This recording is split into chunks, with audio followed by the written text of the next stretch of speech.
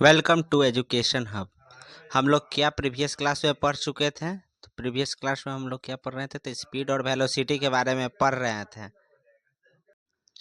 Previous class में हम लोग क्या पढ़ रहे थे? तो हम लोग पढ़ रहे थे स्पीड और वेलोसिटी के बारे में पढ़ रहे थे, चाल और वेग के बारे में पढ़ चुके थे। और कितना कितना क्वेश्चन नंबर, तो हम लोग जो है 67 तक बना चुके हैं और उसका न्यूमेरिकल सॉल्व कर चुके हैं। अब हम लोग और क्या है, आगे इसी से संबंधित न्यूमेरिकल को सॉल्व करेंगे। जो रेलवे टेक्नीशियन हो, LPCBT 2 हो या ग्रुप डी का या NTPC किसी भी एग्जाम में जो है रेलवे के न्यूमेरिकल पूछे जाते हैं, उसी को चलिए हम लोग स्टार्ट करते हैं। चलिए, जो भी चैनल पर सबसे पहले जो हमारे चैनल पर नए हैं वो लाइक सब्सक्राइब और शेयर करें और इसी प्रकार से हमें प्रोत्साहित करते रहें और आगे बढ़ाते रहें इसको। जितना ज़्यादा आप लोग शेयर करेंगे उतना ज़्यादा हमारा चैनल जो आगे जाएगा और उतना ही हम अच्छे अच्छे और आपके लिए वीडियो ला पाएंगे। चलिए स्टार्ट करते हैं हम लोग। Question number 68। एक वृत्तीय मोड़ पर जिसकी त्रिज्या 15 मीटर है, एक साइकिल सवार 24 किमी प्रति घंटे की चाल से मोड़ ले रहा है। उद्ग्रह से कितने कोण पर उसे झुक जाना पड़ेगा? देखिए यहाँ पर क्या कर रहा है कि 24 मीटर की त्रिज्या है और उस पर वो 24 किमी प्रति घंटे की रफ्तार से क्या कर रहा है, वो मोड़ ले रहा है। 15 मीटर की त्रिज्या पे इतने से मोड़ ले रहा है। तो इसमें आपको क्या निकालना होगा? तो ये आपको निकालना होगा इसमें उसका कोण। तो हम लोग क्या जानते हैं, कोण निकालने का एक सूत्र बता चुके हैं। टेन थीटा बराबर क्या, V² बटा RG होता है। तो उससे हो जाएगा टेन थीटा इक्वल टू क्या होता है, तो V² बटा RG। ये आ गया आपको। अब यहाँ पर देखिए भी कितना दिया गया है, तो ये दिया गया है 20 और यहाँ पर ही 20/3 का स्क्वायर यहाँ पर ही हो जाएगा। अब यहाँ पर देखिए V² कितना दिया गया है, तो ये आपको 20 दिया गया है, 20/3 का स्क्वायर हो जाएगा। अब ये 20/3 आया कहाँ से? तो देखिए ये कितने में दिया गया है, तो ये आपको दिया गया है किलोमीटर पर आवर में दिया गया है। इसको हम क्या करेंगे, चेंज करके मीटर पर सेकंड में करेंगे तो आपको 20/3 मीटर पर सेकंड आ गया। और इसका स्क्वायर करके क्या हो जाएगा, यहाँ पर ही 1 और यहाँ पर ही कितना आ गया, RG होता है। R कितना है, तो 15 है और G कितना है, तो 9.8 है ये। अब इसको सॉल्व कर दीजिएगा। तो सॉल्व करने के बाद यहाँ से देखिए ये जीरो हटाएंगे, यहाँ पर एक जीरो, फ्रेश से कर देते हैं इसको सॉल्व नीचे। तो ये इसको सॉल्व कीजिएगा तो 20 का स्क्वायर कितना हो जाता है, तो ये हो जाता है 400। 20 का स्क्वायर कीजिएगा तो कितना आ जाएगा, तो ये आपको आ जाएगा 400 निकल कर यहाँ पर आ जाएगा। और यहाँ पर कितना आ गया, 9 आ गया। अब इसको सॉल्व कीजिएगा तो टोटल आपको आ जाता है यहाँ पर ही टेन थीटा। टेन थीटा का अगर वैल्यू कहेगा तो टेन थीटा आपको निकल कर आ जाता है यहाँ पर ही 0.226 सॉल्व करने पर। और ये देखिए हम लोग जानते हैं थीटा निकालना है, तो थीटा बराबर क्या हो जाएगा, टेन इनवर्स चल जाएगा। नीचे में जाता है तो टेन इनवर्स लिख देते हैं। और यहाँ पर 0.226 का वैल्यू क्या आता है, तो ये आपको 9 डिग्री निकल कर यहाँ पर आता है। चलिए नेक्स्ट क्वेश्चन पे देखते हैं। तो इसका आंसर क्या हो जाएगा, तो ये आपको बी हो जाएगा। नेक्स्ट, 20 मीटर त्रिज्या के वृत्ताकार पथ पर नियत चाल से चलती हुई एक वस्तु पर 1 न्यूटन का अभिकेंद्रीय बल लग रहा है। वस्तु पर क्षैतिज ऊर्जा का मान क्या हो जाएगा? तो वस्तु पे अगर जब क्षैतिज ऊर्जा का मान पूछे तो क्या निकालेंगे हम लोग, काइनेटिक। काइनेटिक निकालने का सूत्र हम लोग क्या जानते हैं, के ई बराबर क्या होता है, तो हाफ mv²। क्या होता है, हाफ mv² होता है, हाफ mv² होता है।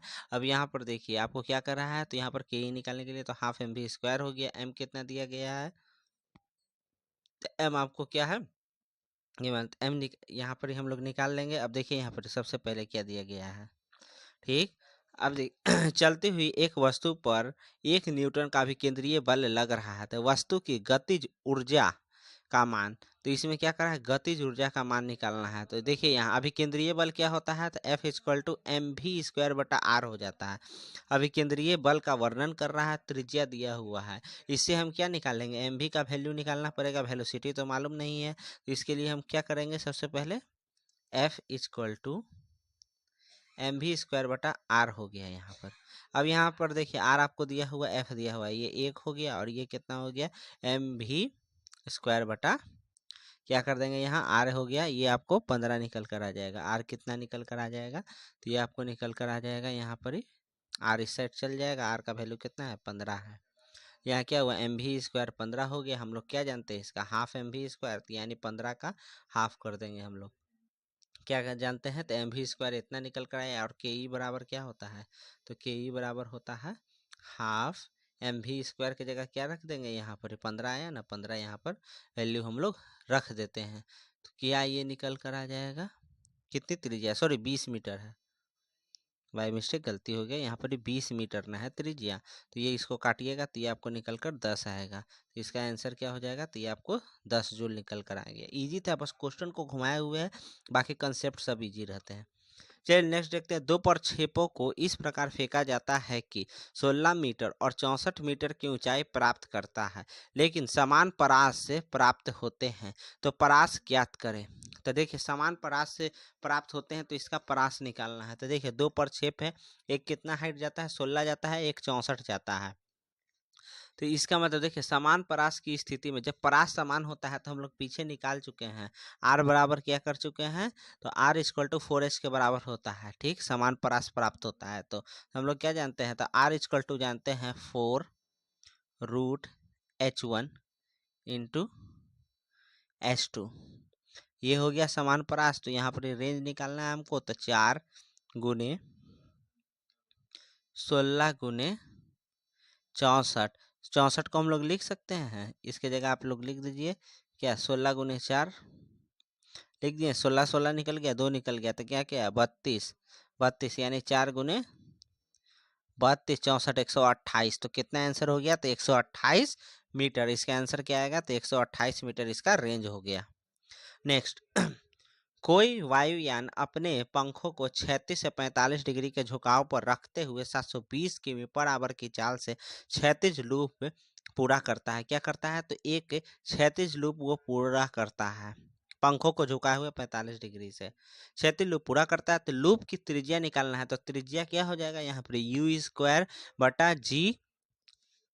u² बटा क्या हो जाएगा, g tan थीटा हो जाएगा। यहाँ पर ही फॉर्मूला इसका हम लोग क्या जानते हैं, तो r इक्वल टू, जब भी इस प्रकार का क्वेश्चन है r इक्वल टू क्या हो जाता है, तो u² g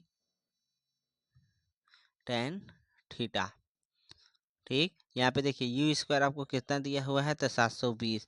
इसको पहले मीटर प्रति सेकंड में चेंज कर दीजिए। 720 को क्या करेंगे, 5/18 से गुना कर देंगे, 18 चौके 4 पच्चे 200 मीटर प्रति सेकेंड हो गया। अब यहाँ पर हम लोग क्या जान रहे हैं, u² बटा g बटा tan थीटा जानते हैं। तो यहाँ पर क्या हो गया, u² का वैल्यू 200 लिखिए, यहाँ पर 200 गुने 200 u² हो गया नीचे में। यहाँ पर g कितना आया आपको निकल कर, g नहीं जब दिया रहे तो क्या लेना है, 10, 9.8 नहीं 10 लेना है यहाँ पर जी का। और tan थीटा का मान कितना, 45। tan 45 का मान कितना आता है, तो एक आता है निकल कर, तो बस यहाँ एक हो गया, 1 0 1 0 काट दिए, ये कितना हो गया आपको, तो ये आपको टोटल आ गया 2000। ठीक, ये टोटल कितना आ गया, 2 दूनी 4, 4000 आ गया, यानी कितना आंसर हो जाएगा, तो ये आपको 4 किलोमीटर आंसर हो जाएगा। 200 गुने 2 कीजिएगा, ये मीटर में है ना। ठीक, ये आपको आ गया 4000 बटा 1000, 3 0 कट गया, 4 किलोमीटर आंसर। चलिए नेक्स्ट क्वेश्चन देखते हैं। 40 मीटर ऊंचाई वाले मीनार के शीर्ष से एक गेंद को 36 से 30 के कोण पे 20 मीटर प्रति सेकेंड के चाल से प्रक्षेपित किया गया। गेंद को जमीन पे पहुंचने में कुल समय तथा उड्डयन काल का अनुपात क्या हो जाएगा। कुल समय और उड्डयन काल का अनुपात कर रहा है। तो इस प्रकार के क्वेश्चन में देखिए क्या करिए, सबसे पहले आपको क्या निकालना, कुल समय निकालना है। हम लोग क्या जान रहे हैं, कुल समय निकालने के लिए यहाँ पर क्या आपको दिया गया है, तो ये आपको 40 मीटर की ऊंचाई वाले मीनार के शीर्ष से एक गेंद को, 40 मीटर ऊंचाई उसका था, 40 हो गया। ठीक, और क्या हो गया, तो ये हो गया यू साइन थीटा, यहाँ पर क्या हो जाएगा 10 हो गया। निकल कर ये फॉर्मूला निकल कर आ गया आपको समय निकालने के लिए। और क्या जानते हैं, तो हम लोग जानते हैं you sine theta T by क्या हो जाएगा 20 टी बाई क्या हो गया, यहाँ पर निकल कर आपको आ गया हाफ 80²। फॉर्मूला लगा दी हम लोग, आपको डिस्टेंस दिया हुआ है, तो h equal to u t plus half g t square यहाँ पर ही कर देंगे।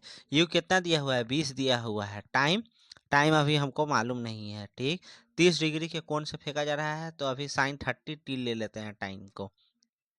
तो यहाँ पर ये कीजिएगा, तो ये आपको 40 आ गया निकल कर, ये कितना आ गया आपको, तो ये आपको 20 हो गया, और यहाँ पर साइन 30 यानी कि 20 और यहाँ पर ये हो गया गुने साइन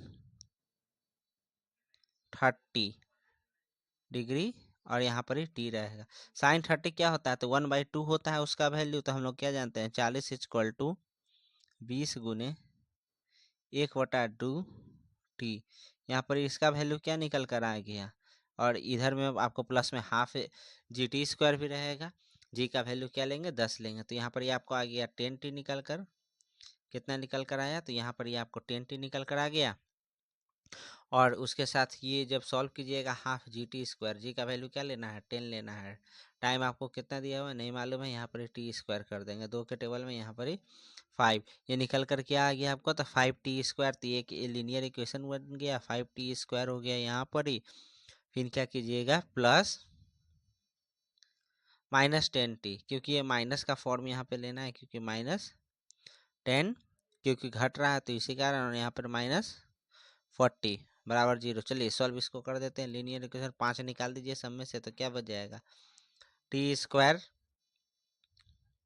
प्लस माइनस यहाँ पर क्या कीजिएगा 2T और यहाँ पर -8 करेंगे, और ये निकल कर क्या आ गया आपको 0। चलिए अब इसको सॉल्व कीजिए। T² - 2T -8 को सॉल्व कीजिएगा तो ये निकल कर क्या आएगा, तो इसको लिख सकते हैं 4 गुने 2, बीच में इसको मिड टर्म स्प्लिट कर देंगे, और स्प्लिट करने पे आपको ये आएगा इस प्रकार से।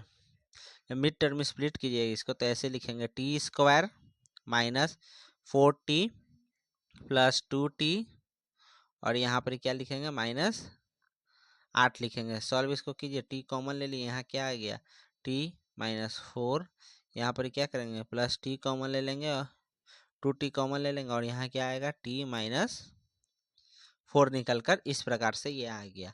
अब देखिए यहाँ पर T -4 हो गया, और ये तो ये देखिए हमेशा ये जो आपको आया T + 2, सिर्फ यहाँ 2 = 0। जब इसको कीजिएगा तो T बराबर क्या निकल के आएगा -2। टाइम कभी नेगेटिव होगा नहीं होगा, तो क्या हो जाएगा T -4 = जो 0 है, तो इसका वैल्यू क्या निकल कर आएगा, तो ये आपको निकल कर आ जाएगा T = 4। इससे क्या हो गया, तो T का मान पॉजिटिव होगा, तो इसका आंसर क्या हो जाएगा, इसका आंसर आपको निकल कर आएगा 4 सेकेंड। ठीक, तो आपको क्या टाइम निकल कर आया, तो 4 सेकेंड आ गया। ठीक, अब ये सिर्फ टाइम का वैल्यू आपको पता चला है, स्मॉल टी कितना आया 4 सेकेंड आया। अब उड्डयन काल निकालना है, तो हम लोग क्या जानते हैं, उड्डयन काल निकालने के लिए, सॉरी गलती हो गया, यहाँ पे उड्डयन काल निकालने के लिए हम लोग जानते क्या है, तो T = क्या होता है 2U sin θ/g। यहाँ पर देखिए कितना आ गया 2 गुने 20 गुने sin 30 मान 1/2, नीचे में क्या आ गया इसका वैल्यू 10, 2 के टेबल में काट दीजिए, ये 10 आ गया, ये 10 कट गया। स्मॉल टी से बड़ा टी का रेशियो पूछ रहा है, तो छोटा T/T, छोटा टी का मान क्या आया था 4, इसका मान 2 कट के क्या आ गया 2:1। इसका आंसर क्या हो जाएगा A नंबर 2:1। चलिए हम लोग नेक्स्ट क्वेश्चन देखते हैं। चलिए आगे देखते हैं हम लोग।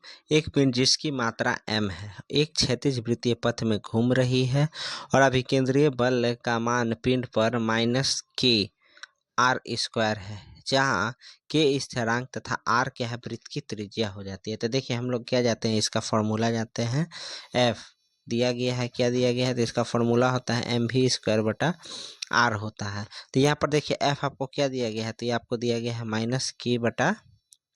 -k/r² दिया गया है। तो अगर r को अगर हम हटा दें तो यहाँ पर क्या बचेगा k/r। mv² का वैल्यू क्या आ गया k/r, यहाँ पर निकल के। इसमें आपको क्या कर रहा है, ऊर्जा पूछ रहा है, कुल ऊर्जा। कुल ऊर्जा क्या होता है, तो ke और p होता है दोनों का जोड़। अभी ke का फॉर्मूला क्या होता है, तो हाफ mv², ये फॉर्मूला हम लोग लगाते हैं। mv² का वैल्यू क्या है, तो -k। और देखिए ऊर्जा कभी भी क्या होता है, यहाँ पे प्लस रख देंगे कि नेगेटिव नहीं होता तो पॉजिटिव होता है। यहाँ पर 2r, इसको नीचे में ये वैल्यू आ गया टोटल, ठीक, क्योंकि 2 यहाँ से आ गया और mv का वैल्यू k/r यहाँ से आ गया।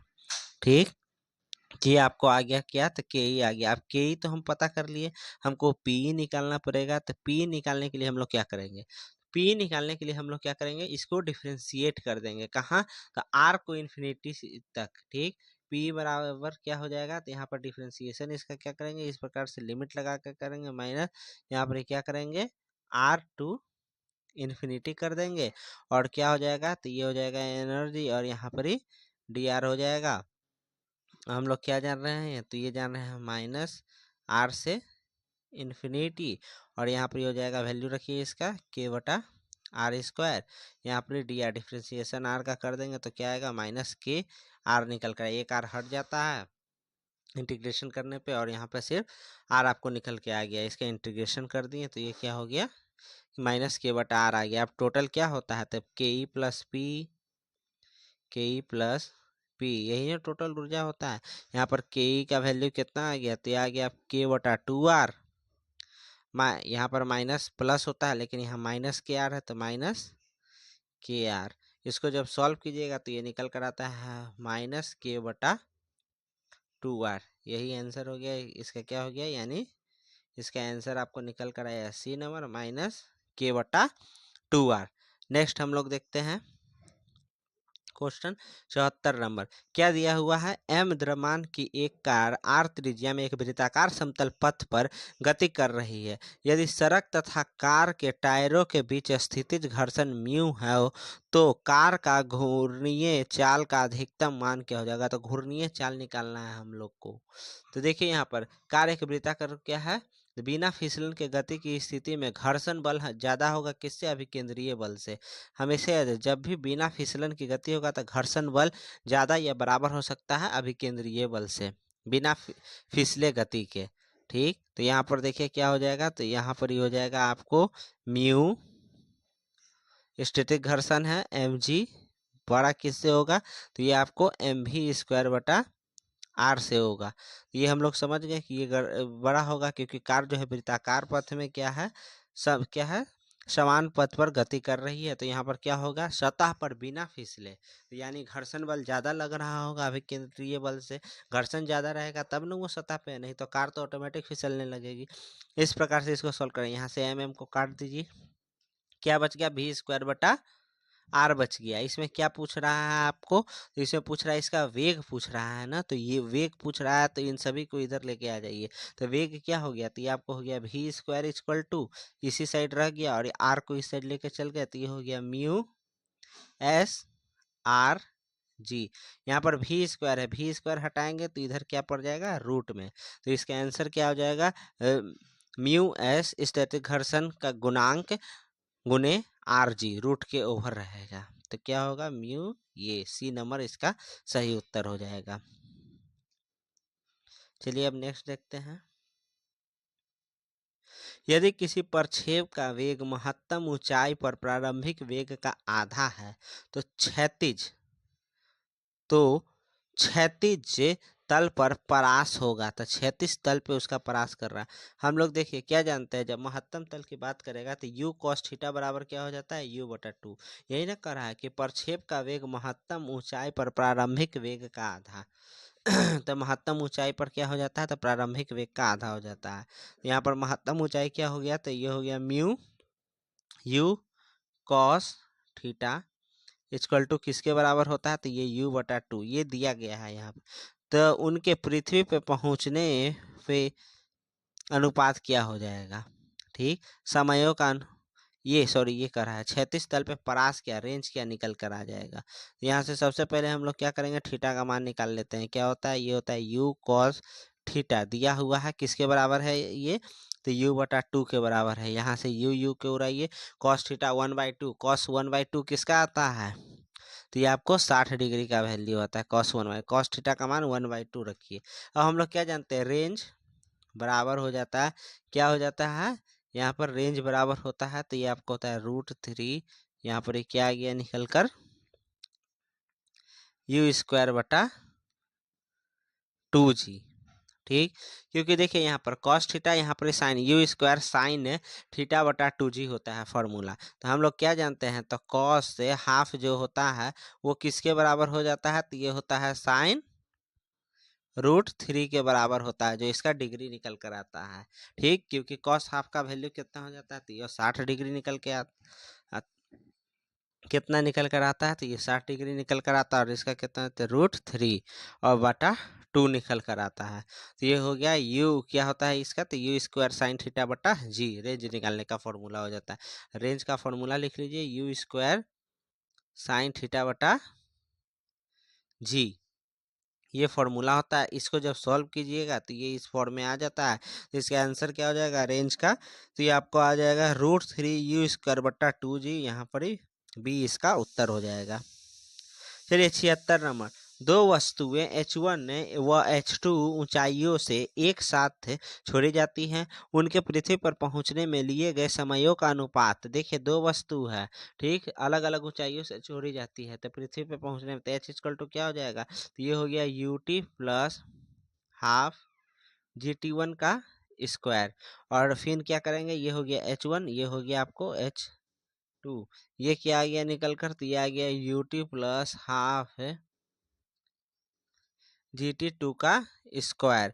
यहाँ से देखिए UT प्लस, तो यहाँ पर H1, तो जब इसको सॉल्व करने जाएंगे तो यहाँ से क्या होगा H1 बटा H2, तो ये T1 T2 का बात कर रहा है, तो क्या आ रहा है, देखिए इसको सॉल्व कीजिएगा तो ये आएगा T1 बटा T2, किसके बराबर हो जाएगा, T1 बटा T2, तो H1 बटा H2 के बराबर आ जाएगा ये, किसके, तो इसका आंसर क्या चाहिए हो जाएगा, तो H1 बटा H2 हो जाएगा। यहाँ पर स्क्वायर है तो यहाँ पर क्या हो जाएगा, ये तो 0 हो गया, हाफ GT² है, तो GT², देखिए इसको कैसे, जब ये आपको निकल के तो ये आ गया 0 प्लस हाफ GT², नीचे में क्या आ गया, सेम आ गया, तो 0 को हटा दीजिए डायरेक्ट, हाफ G2 का स्क्वायर, ये 1 का स्क्वायर है, ठीक, हाफ GT कट गया, T1 स्क्वायर बटा क्या आ गया, T2 का स्क्वायर, T1 का स्क्वायर इक्वल टू क्या है, H1 बटा H2, तो यानी H1 बटा H2 क्या टाइम के अकॉर्डिंग कहेगा कि टाइम का निकाल लीजिए अनुपात, तो क्या होगा, T1 बटा T2 equal to root over हो जाएगा, क्योंकि यहाँ स्क्वायर है तो स्क्वायर हटाने के लिए रूट, तो H1 बटा H2 निकल कर आ गया।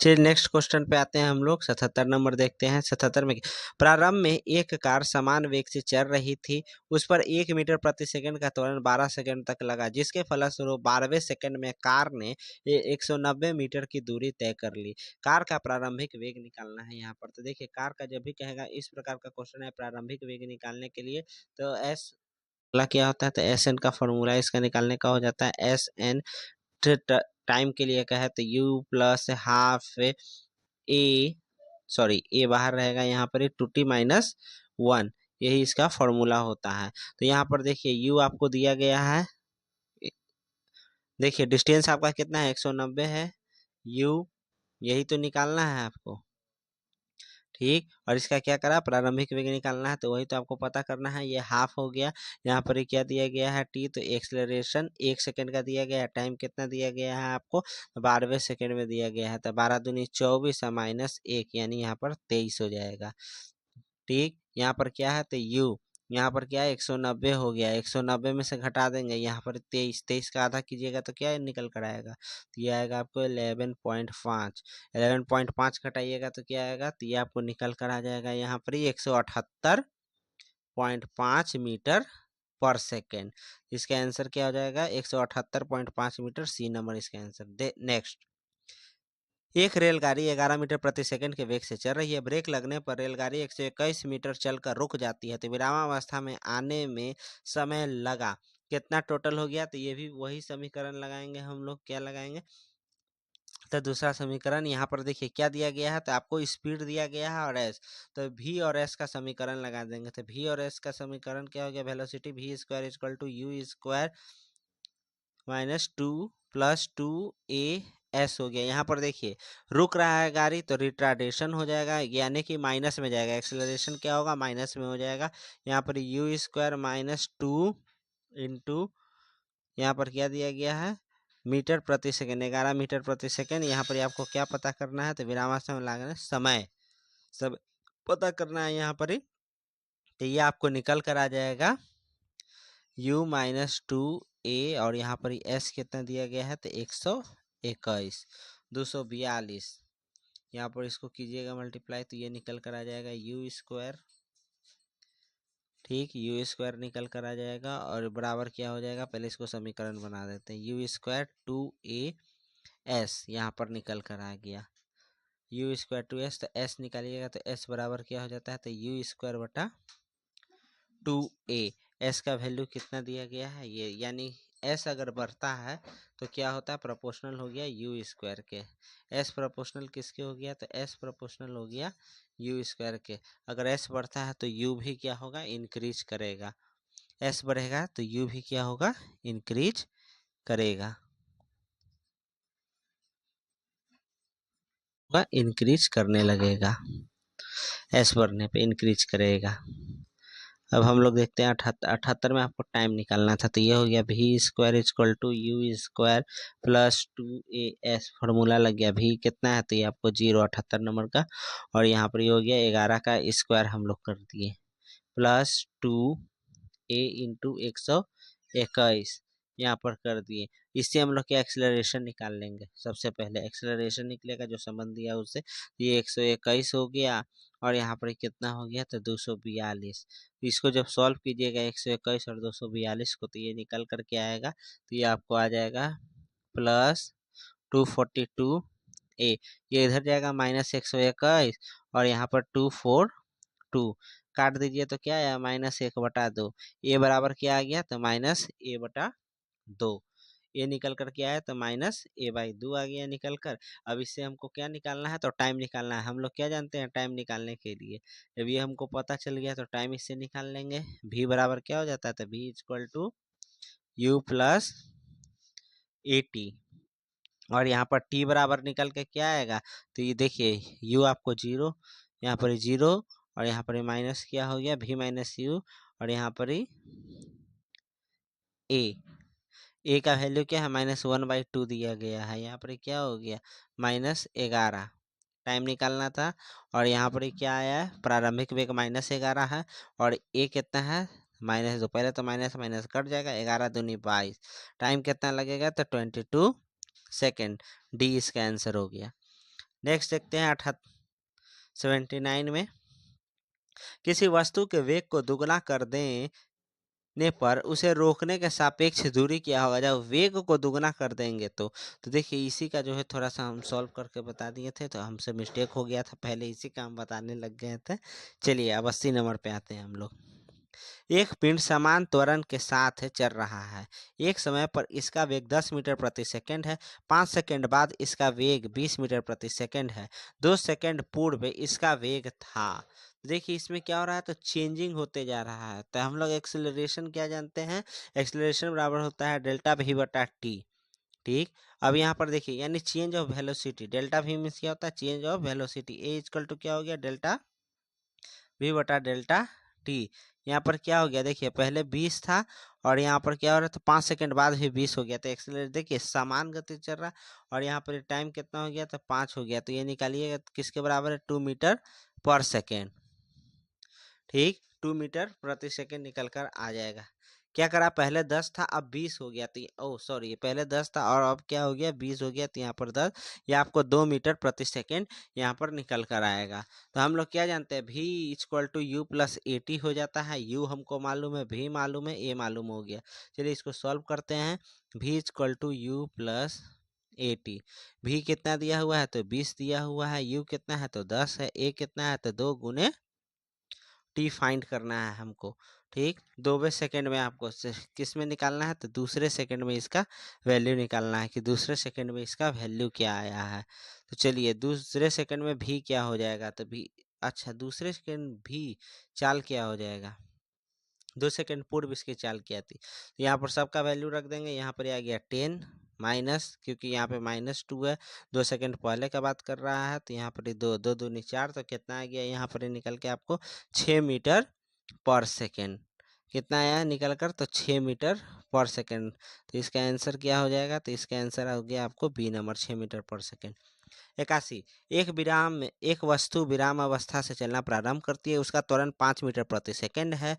50 मीटर प्रति सेकंड का वेग प्राप्त करने पे उसके द्वारा चली गई दूरी क्या हो जाएगी। चली गई दूरी जब 50 मीटर प्रति सेकंड, त्वरण है, वेग है, दूरी पूछ रहा है, तो क्या लगा देंगे formula, v equal to u square plus 2as का फॉर्मूला लगेगा। क्या लगेगा? v equal to u square 2as। यहाँ पे दूरी निकालना है। v स्क्वायर आपको कितना दिया गया है? तो ये आपको दिया गया है 50 मीटर प्रति सेकेंड। प्रारंभिक वेग क्या रहेगा? तो 0 हो गया। 50 का स्क्वायर कर दीजिए इक्वल टू 0 प्लस 2 इंटू कितना दिया गया है? 5 मीटर गुने s कर देते हैं।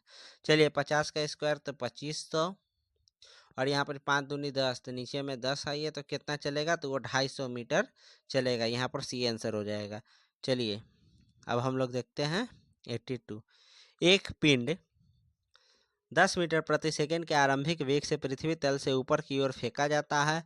वह अधिक से अधिक के ऊंचाई तक पहुंचते कितना? अगर 10 मीटर प्रति सेकंड के वेग से अगर ऊपर फेंका जाए तो कितना वो ऊंचाई तक पहुंचेगा? ये भी वही है, क्या है? वेग और स्थिति का दे रहा है। तो क्या हो जाएगा? v square equal to u square plus 2gh यहाँ पर फॉर्मूला लग जाता है। चलिए यहाँ पर 10 प्रारंभिक वेग 10 का स्क्वायर प्लस यहाँ पर ये भी कितना हो गया? तो अंतिम में जाके तो 0 होगा, हाईएस्ट पॉइंट पे जाता है तो। और यहाँ पर ये क्या हो गया? तो यहाँ माइनस लेंगे 2 इंटू 10। हाइट इसका पूछ रहा है, निकाल दीजिए। h निकालना है इसका। 10 का स्क्वायर 100 माइनस 20h। 20 को उधर लेकर चले जाइए तो यहाँ 100 हो गया और नीचे में इस तरफ 20 आ जाएगा। h बराबर क्या आ जाएगा? तो ये आपको आ गया 5। कितना आ गया? तो 5 मीटर। इसका सही आंसर ए हो गया। नेक्स्ट आते हैं हम लोग।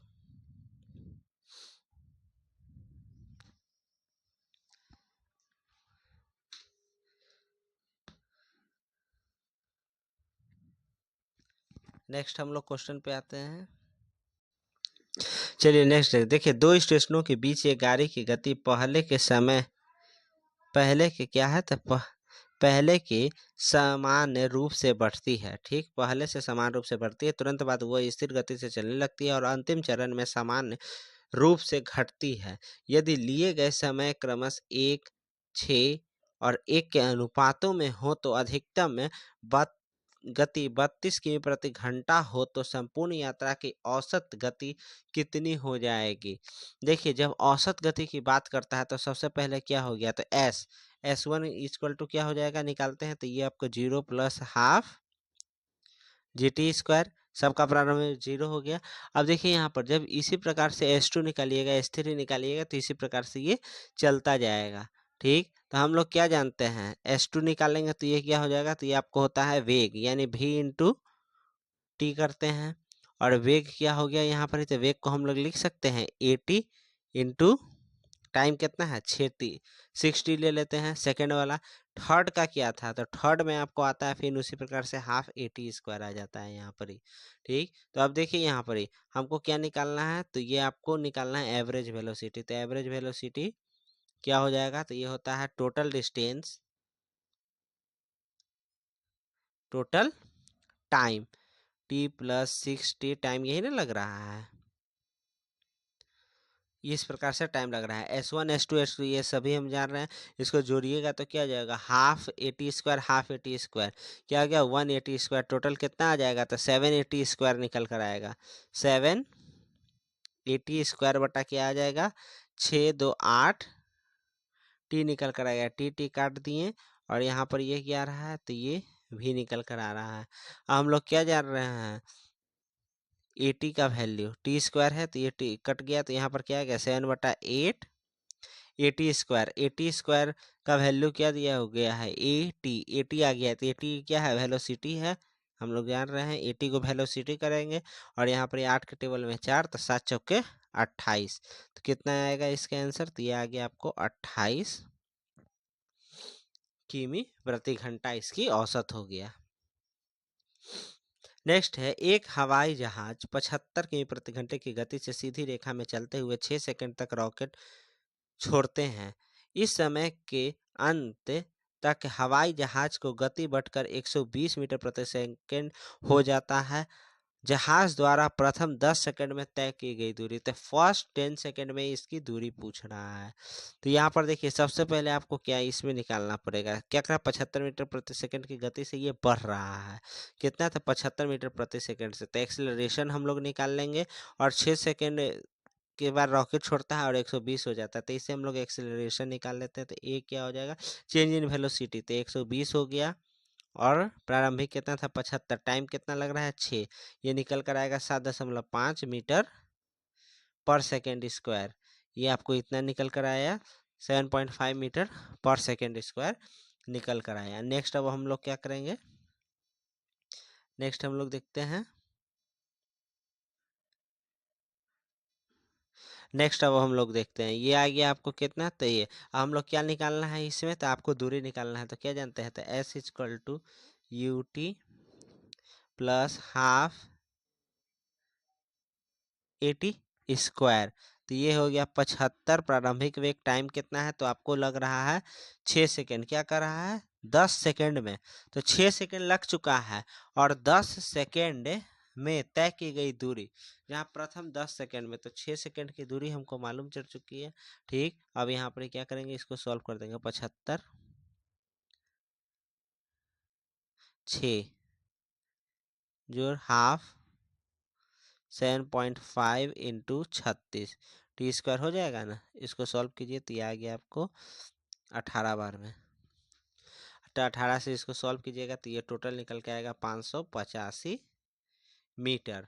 ये S1 हो गया। S2 क्या होगा, देखिए 6 सेकंड तो इधर चल चुका है, टोटल 10 सेकंड में करा था, 4 सेकंड में अब क्या दूरी तय करेगा, तो 4 सेकंड में उसी प्रकार से फिर निकाल देंगे। ये S2 करके निकाल दिए इसको। UT कितना हो गया, तो ये आपको सेकंड वाला में 120 हो गया, प्रारंभिक वेग 20 से ना रह गया, 6 सेकंड बाद उसका स्पीड 120 हो जाता है, 20 और यहाँ पर गुने क्या हो जाएगा 4। ठीक, और ये कितना निकल कर आ गया, ये डायरेक्ट डिस्टेंस इंटू टाइम कर दिए इसको, ये निकल कर आपको आ गया 480 मीटर। टोटल इसमें पूछ रहा है कितना हो गया, तो टोटल आपको कितना आया था 585 S1, और ये कितना आ गया 480, इसको जोड़ दीजिए तो 5 8 8 16 के 6 हाथ बचाए 1 1065, कितना आया निकल के, तो ये आपको निकल कर आ गया 1065। तो इसका उत्तर क्या होगा सही, डी, इनमें से कोई नहीं, 1065 आया आपको निकल कर।